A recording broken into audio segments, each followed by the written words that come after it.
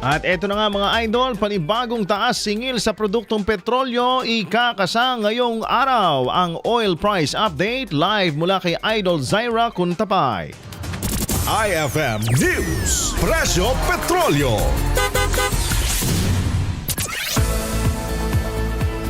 Magandang umaga nga mga idol, panibagong taas singil na naman sa produktong petrolyo ang ipatutupad ng ilang kumpanya ng langis ngayong araw, March 17, 2026.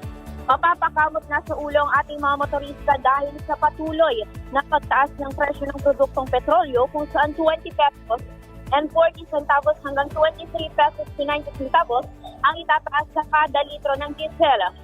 18 pesos hanggang 15 pesos hanggang 16 pesos point 60 centavos naman ang aumento sa gasolina, habang 6 pesos and 90 centavos hanggang 8 pesos and 90 centavos naman ang dagdag singil sa kada litro ng kerosene.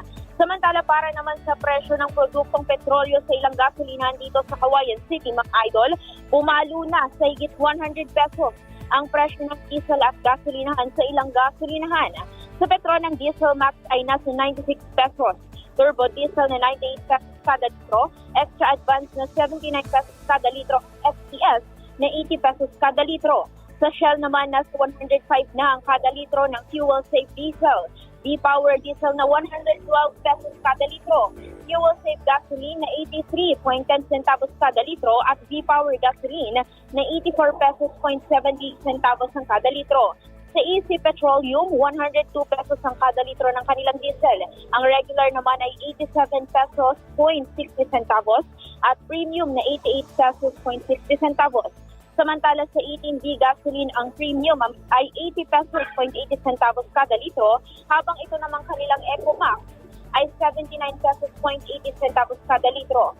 Sa Royal Pass, 105 pesos kada litro na ang diesel. Premium na 91 pesos point 90 centavos, habang ang green gas naman ay 86 pesos point 60 centavos kada litro. Samantala sa Fuel Max, 99 pesos na ang kada litro ng diesel. 76 pesos and 90 centavos naman ang premium, habang ang unleaded ay 75 pesos point 90 centavos. Sa Queen naman, pumalo na rin sa 102 pesos ang kada litro ng diesel, 87.60 centavos naman ang kada litro ng Ultra Drive, habang itong kanilang Power Premium ay 88 pesos and 60 centavos. Ang patuloy na pagtaas ng singil sa produktong petrolyo ay dahil pa rin nga dito sa hindi pa natitigil at lumalalang tensyon sa pagitan ng US, Israel at Iran dito sa Middle East. Samantala, pinayuhan naman ng Department of Energy ang publiko na iwasan ang pag-hoard ng langis dahil nananatiling sapat ang supply nito sa bansa. Ayon nga dito kay Energy Secretary Sharon Garin, may ilang kumpanya ng langis na may supply na maaaring tumagal ng hanggang 2 buwan pa. Pinirwanag din nito na hindi kakulangan sa supply problema sa ngayon, kundi itong transportasyon ng langis. Dahil dito, hinihikayat ng Department of Energy ang publiko na manatiling kalmado at huwag mag-imbak ng labis na supply. Para sa oil update, ako si Idol Zaira Kuntapay, Idol. IFM News, Presyo Petrolyo.